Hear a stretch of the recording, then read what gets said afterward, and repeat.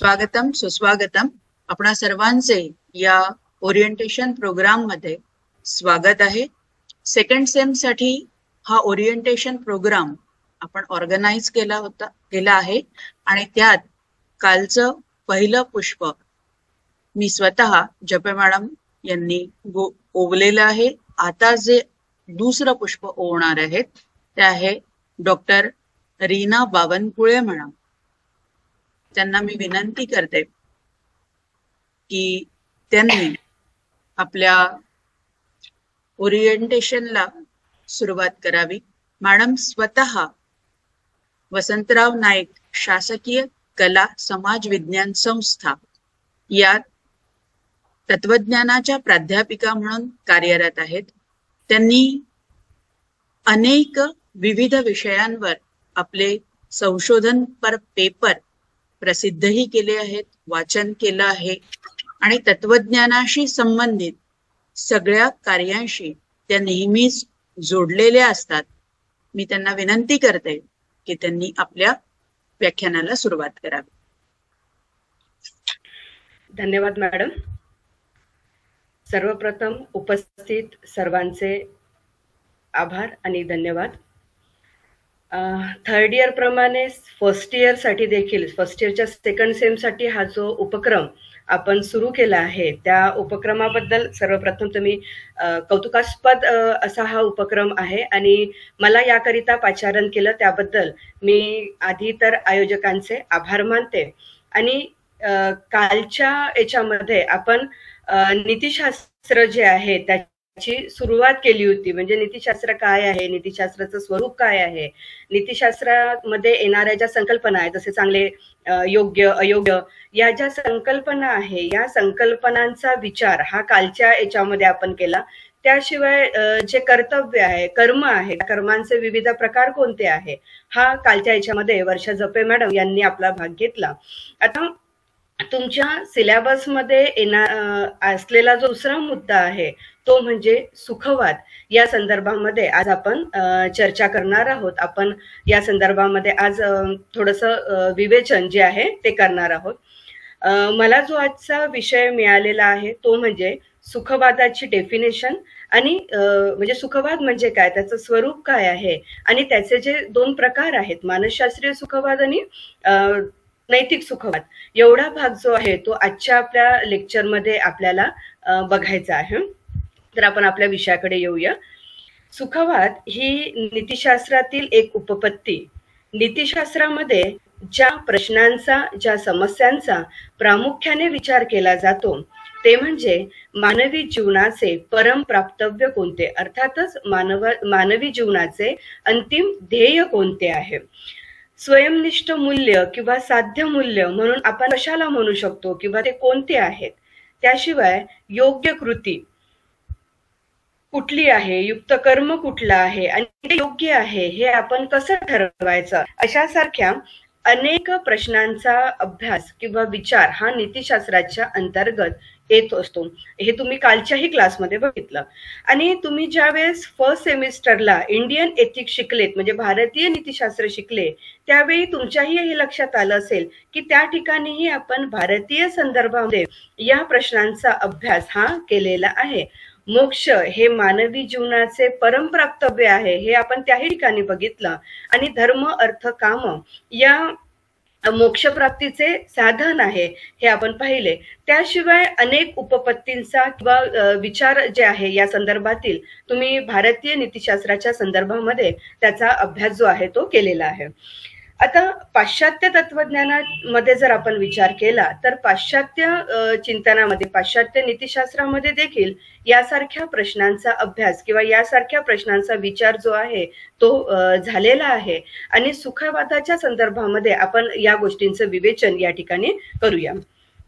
काही तत्वज्ञ सुखाला जीवनाचे अंतिम ध्येय मानतात तर काही आत्मपूर्णतेला मानतात. या ठिकाणी आपण केवळ सुखवादाच्या संदर्भामध्ये विचार करणार आहोत.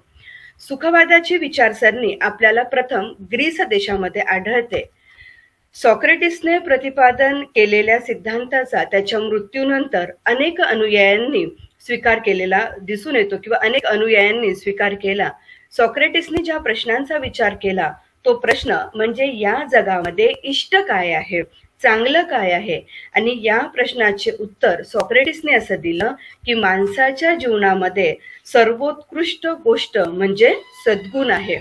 माणसाच्या जीवनाचे अच्युत ध्येय अशा प्रकारचे सद्गुणी जीवन किंवा व्हर्च्युअस लाईफ जे आहे ते असावे. प्रश्न आता या ठिकाणी असा प्रश्न उपस्थित होतो की सद्गुणी जीवनाला इष्ट का म्हणायचे. या ठिकाणी ना दोन गोष्टी दिसतात. एक, त्या जीवनामुळे दुसरे ध्येय साध्य करावयाचे असते म्हणून, की सद्गुणी जीवन मुळातच इष्ट असते म्हणून.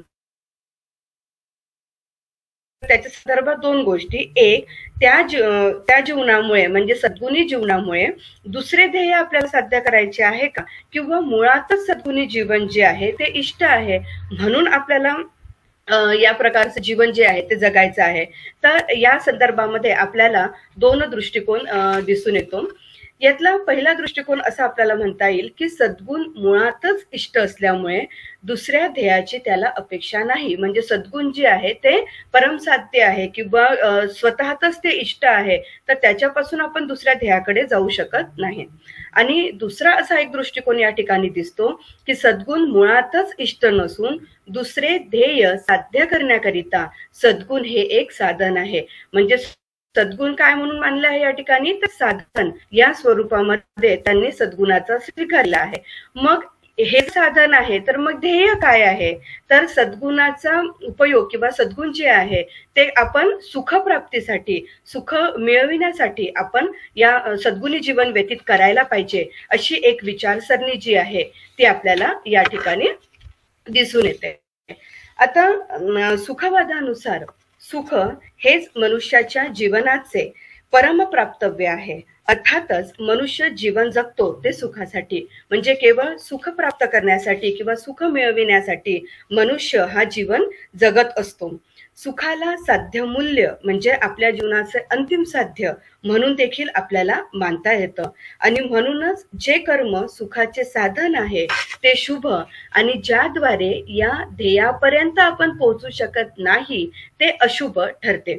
या मताला सुखवाद म्हटल्या जाते.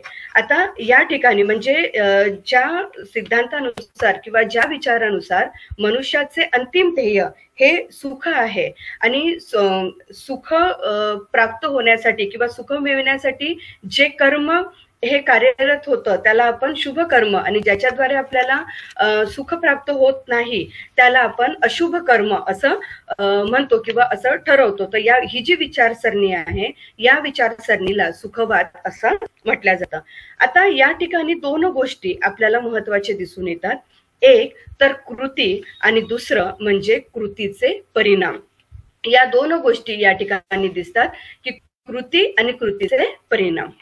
आता सुखवादानुसार ज्या कृतीचे परिणाम सुखद आहेत ती कृती नैतिकदृष्ट्या इष्ट आहे. म्हणजे ज्या कृतीमुळे आपल्याला सुखद परिणाम मिळतील ती कृती नैतिक दृष्टिकोनातून चांगली आहे.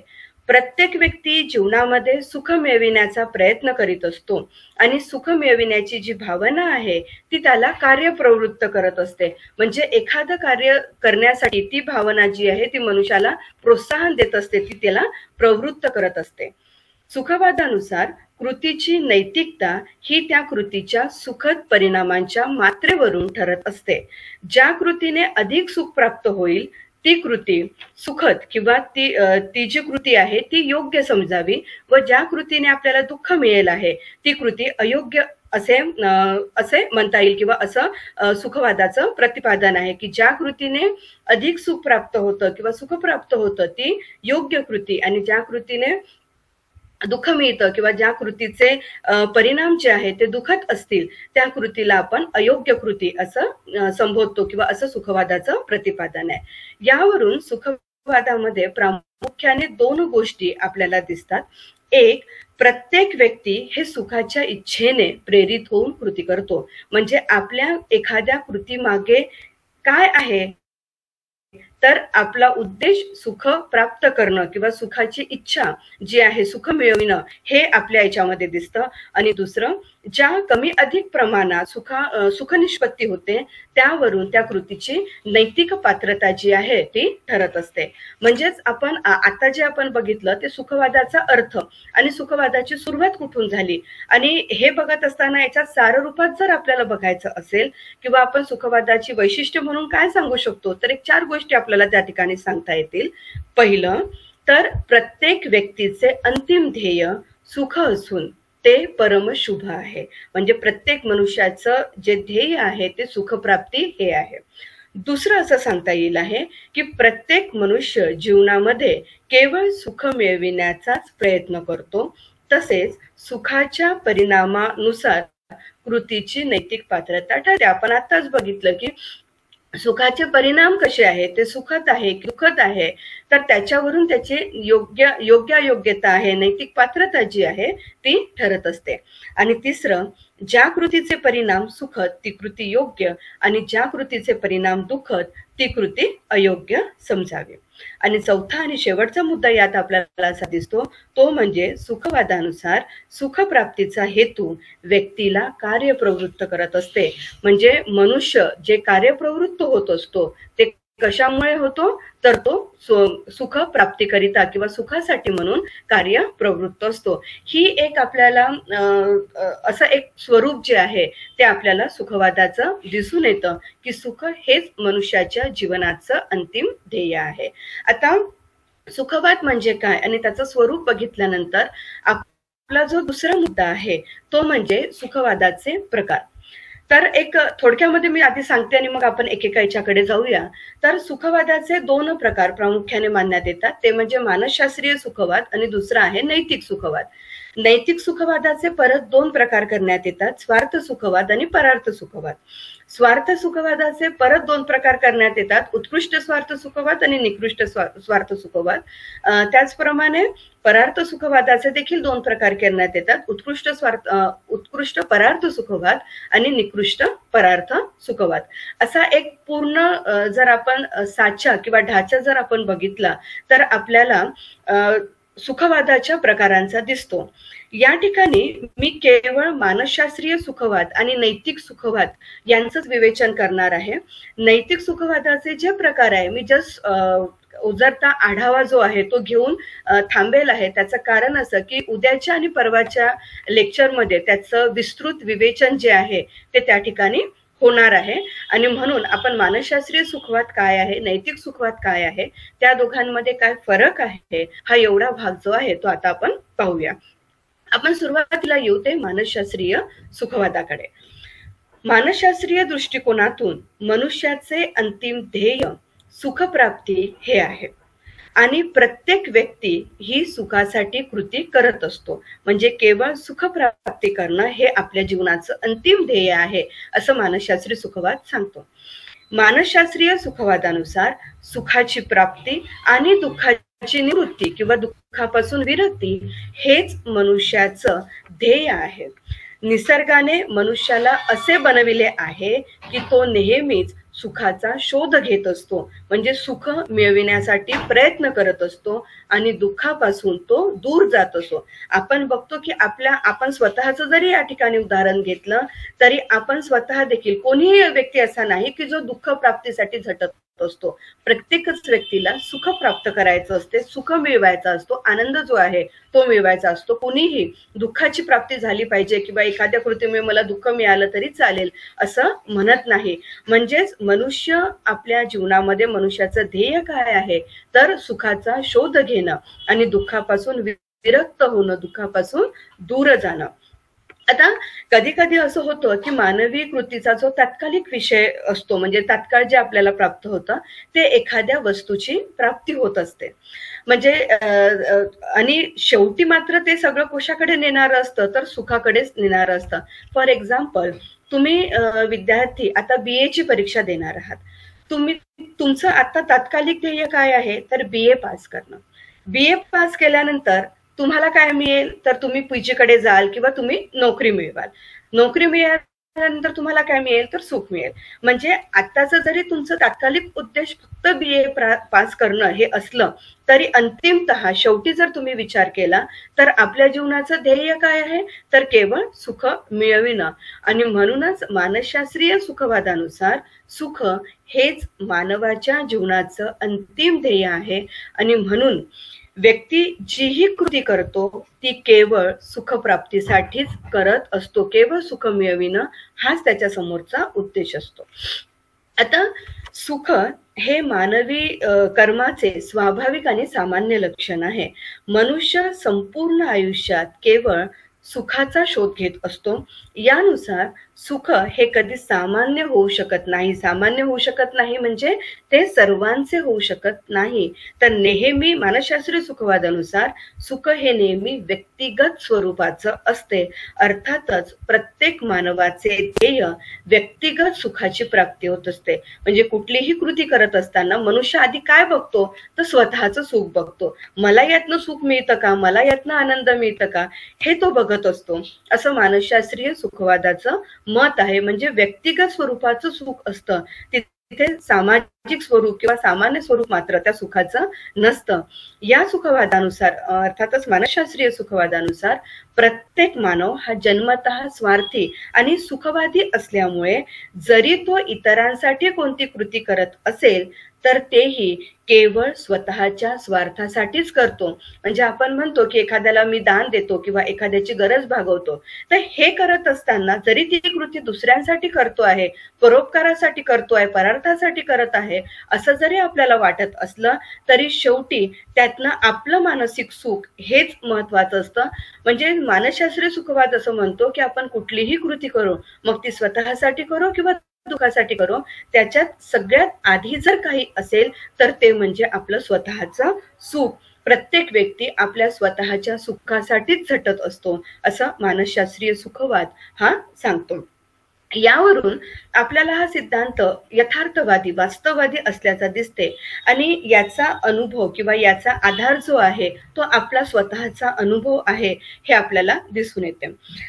मानवाने जर स्वतःचं आत्मपरीक्षण केलं तर त्याला हेच अनुभवायला येईल. आपण कोणीही स्वतःचं आत्मपरीक्षण करा. आत्मपरीक्षण जर केलं तर आपल्याला हेच अनुभवायला येतं की मानवाकरिता सुख हे एकमात्र वांछनीय आहे. म्हणजे सुखाचीच तो इच्छा करीत असतो. सुखाशिवाय इतर कुठल्याही गोष्टीची इच्छा मनुष्य जो आहे ते करत नसतो असं या ठिकाणी लक्षात येतं. आता मानसशास्त्रीय सुखवादानुसार हे स्वीकारलं जातं.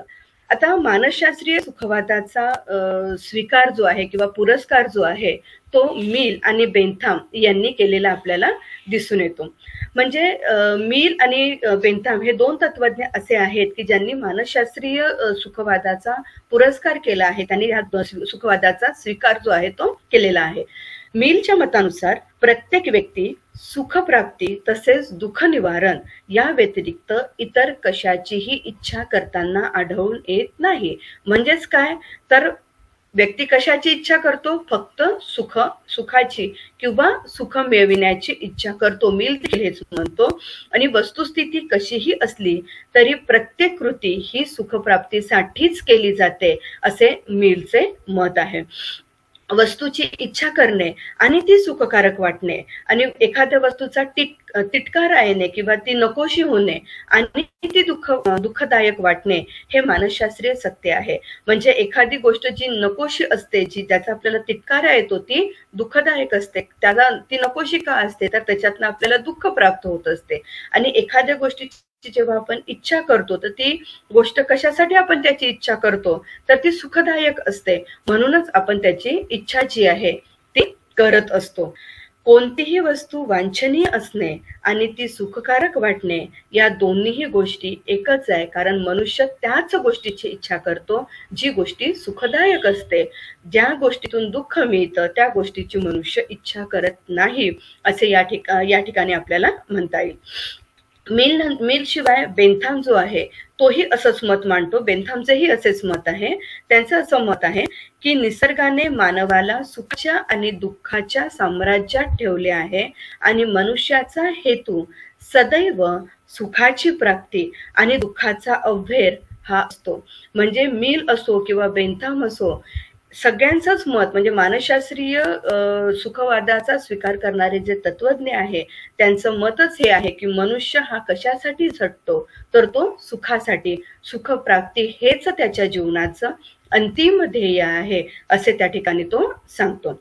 शेवटी आपल्याला असं म्हणता येईल की मानसशास्त्रीय सुखवादानुसार सुख ही एक मूल प्रवृत्ती आहे आणि ती निसर्गाकडूनच प्राप्त झालेली आहे. म्हणजे निसर्गातच मनुष्य हा सुखवादी आहे आणि सुख जे आहे ते त्या ठिकाणी मनुष्याला प्राप्त होत असतं.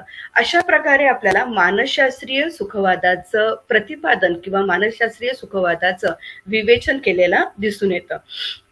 परंतु सगळ्यांनीच याचा स्वीकार केला आहे असं नाही, किंवा जरी आपल्याला ही वास्तववादी भूमिका वाटत असेल, आपण व्यवहारात बघितलं किंवा आपण आपल्याकडे बघितलं तर हो ह्या गोष्टी आपल्याला अशा दिसून येतात, हे जरी आपल्याला वाटत असलं तरी देखील काही बाबतीमध्ये मात्र मानसशास्त्रीय मत जे आहे ते स्वीकार न करण्यासारखं आहे, किंवा त्याच्या काही गोष्टींवर जे आहे ते आक्षेप घेतलेले आहे.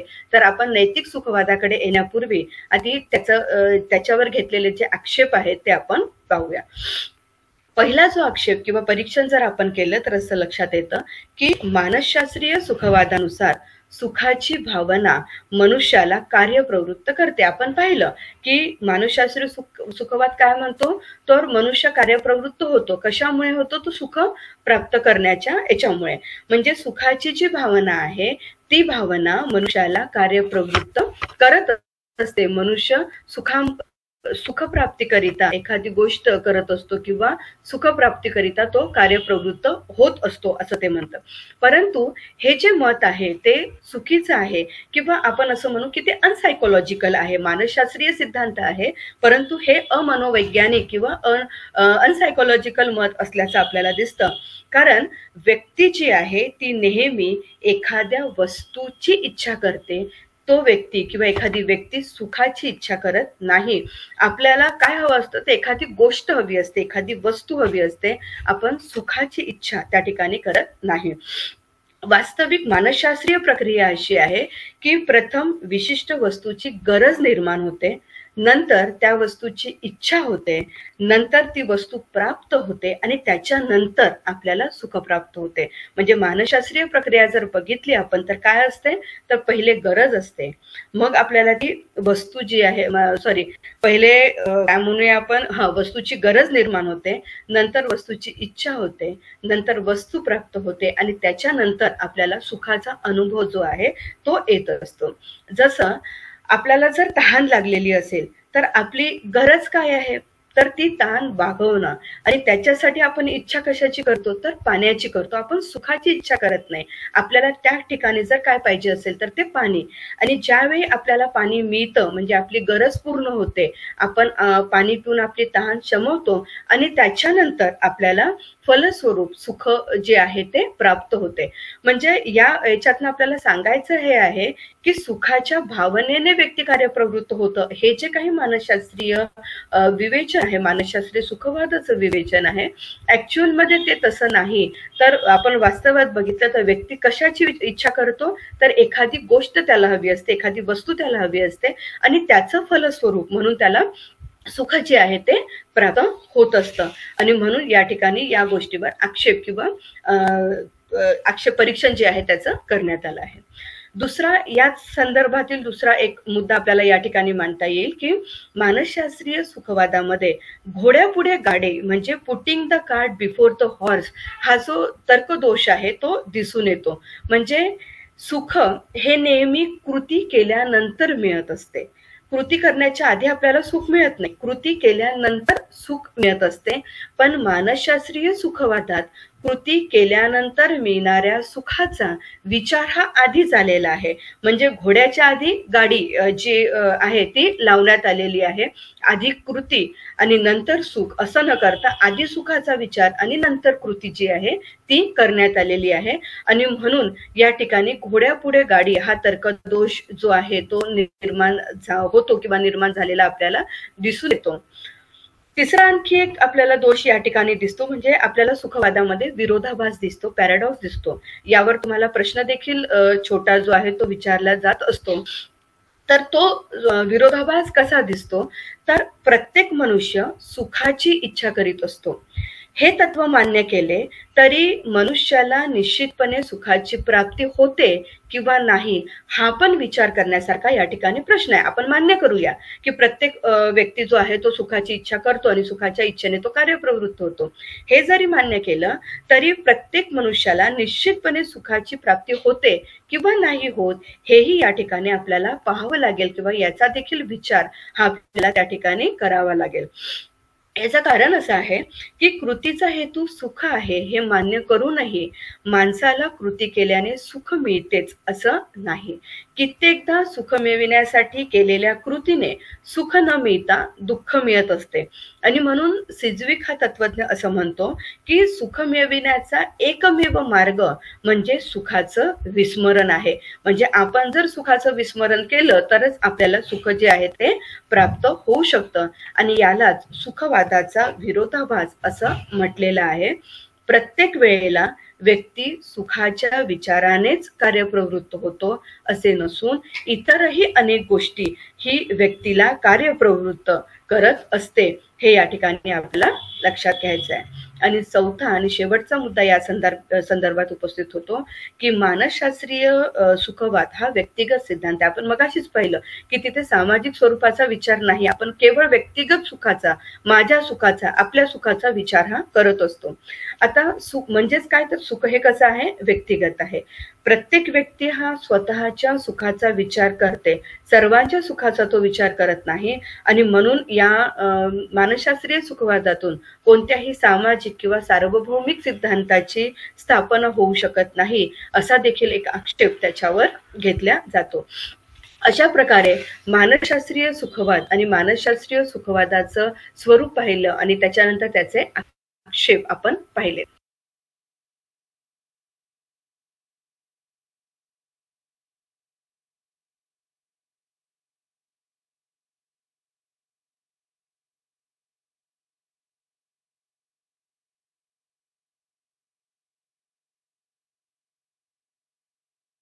नैतिक सुखवादानुसार प्रत्येक मनुष्याला इतर वस्तूची इच्छा होऊ शकते, ते अशक्य नाही. म्हणजे मनुष्य सुखाशिवाय दुसऱ्या कुठल्याही गोष्टीची अपेक्षा किंवा इच्छा जी आहे ती करू शकते, परंतु त्याने सुखाचीच इच्छा करावी. सुखाची इच्छा करणं इष्ट आहे, सुखाची इच्छा करणं योग्य आहे, असा नैतिक सुखवाद मानतो. मानसशास्त्रीय सुखवादामध्ये आपण बघितलं होतं की मानसशास्त्रीय सुखवाद मनुष्य हा सुखाचीच इच्छा करतो हे त्यांनी स्वीकारलं होतं.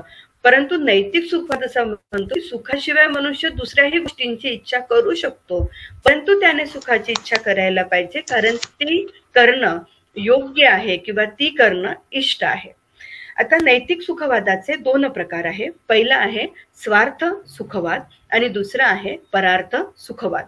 स्वार्थ सुखवादानुसार प्रत्येक व्यक्तीने कोणतीही कृती करताना स्वतःच्या सुखाचा विचार करावा. यानुसार ज्या कृतीने व्यक्तीला परिणामतः दुःखापेक्षा अधिक सुख मिळेल ती कृती नैतिक दृष्टिकोनातून इष्ट आहे. अर्थातच कोणत्याही कृतीची योग्यता, कुठल्याही कृतीची उचितता ही कशावर ठरते, तर त्या कृतीपासून मिळणाऱ्या सुखावर ते अवलंबून असतं, असं स्वार्थ सुखवाद म्हणतो. म्हणजे व्यक्तीने केवळ स्वतःच्या सुखाचा विचार करायला पाहिजे, ही भूमिका स्वार्थ सुखवादी जे आहे त्यांनी घेतलेली आहे. स्वार्थ सुखवाद याचे दोन प्रकार आहेत, निकृष्ट स्वार्थ सुखवाद आणि उत्कृष्ट स्वार्थ सुखवाद. निकृष्ट स्वार्थ सुखवादामध्ये सिरेनाइक्स, हॉब्स, चार्वाक यांनी विचार केला आहे की यांनी याचा स्वीकार केला आहे. आणि उत्कृष्ट स्वार्थ सुखवाद जो आहे तो एपिक्युरियन्स यांनी त्याचा स्वीकार केला आहे. याचं मी विस्तृत विवेचन या ठिकाणी नाही आहे, कारण उद्याच्या क्लासमध्ये, उद्या जे तुमचं लेक्चर होणार आहे त्या लेक्चरमध्ये याचं विस्तृत विवेचन होणार असल्याने मी फक्त कुणी काय स्वीकार केलं आहे हे सांगून इथे थांबते आहे. दुसरा आहे परार्थ सुखवाद. परार्थ सुखवादा म्हणजे स्वार्थ सुखवादाचं जे मत आहे ते अनेकांना न पटण्यासारखं होतं. म्हणूनच प्रत्येकाने केवळ स्वतःच्या सुखाचा विचार करावा ही जी स्वार्थी विचारसरणी होती ती खूप काळ टिकू शकली नाही. तर स्वतःच्या सुखापेक्षा प्रत्येकाने समूहाचे समाजाचे हित जोपासले पाहिजे ते करणं इष्ट आहे असा व्यापक दृष्टिकोन समोर आला आणि या दृष्टिकोनाचा स्वीकार ज्यांनी केला ते परार्थ सुखवादी होत. सार्वजनिक किंवा सामाजिक सुखाला इथे अधिक महत्व दिले गेले. कृती करताना त्याचा परिणाम आपल्यावर काय होतो यापेक्षा इतरांवर त्याचा परिणाम काय होतो हे पाहणं या ठिकाणी महत्वाचं ठरते. म्हणजे एखादी कृती जेव्हा आपण करत असतो ती कृती केल्यानंतर त्याचे परिणाम माझ्यावर काय होतात हे बघण्यापेक्षा समाजावर किंवा बाकी लोकांवर त्याचे काय परिणाम होतात याला या ठिकाणी जास्त महत्व दिलेलं आहे. म्हणजे कोट जर आपल्याला या ठिकाणी सांगायचं असेल तर अधिकांचे अधिक सुख या दृष्टीने किंवा या असा विचार करणारी कृती ही योग्य असा विचार हा परार्थ सुखवाद्यांचा आपल्याला दिसतो. स्वार्थ सुखवाद केवळ स्वतःचा विचार करतो. परार्थ सुखवाद हे दुसऱ्यांचा आधी विचार करतो. अधिकांचे अधिक सुख याचा विचार जो आहे ते आपल्याला करताना इथे दिसतात. आणि परार्थ सुखवादाचेही परत दोन प्रकार आहेत, निकृष्ट आणि उत्कृष्ट. निकृष्ट सुखवाद बेंथाम यांनी स्वीकार केलेला आहे ज्याला आपण परिणामात्मक सुखवाद असं म्हणतो. आणि उत्कृष्ट सुखवादाचा स्वीकार हा मिलने केलेला आहे ज्याला आपण गुणात्मक सुखवाद असं संबोधतो.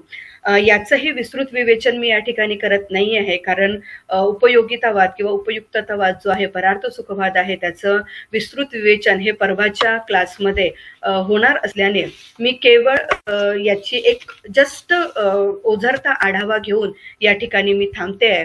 परंतु जाण्याच्या आधी आपण जो मानसशास्त्रीय सुखवाद आणि नैतिक सुखवाद बघितला या दोन्हीमध्ये काय फरक आहे ते आपण एक थोडक्यात बघू आणि मग आपण या ठिकाणी थांबूया.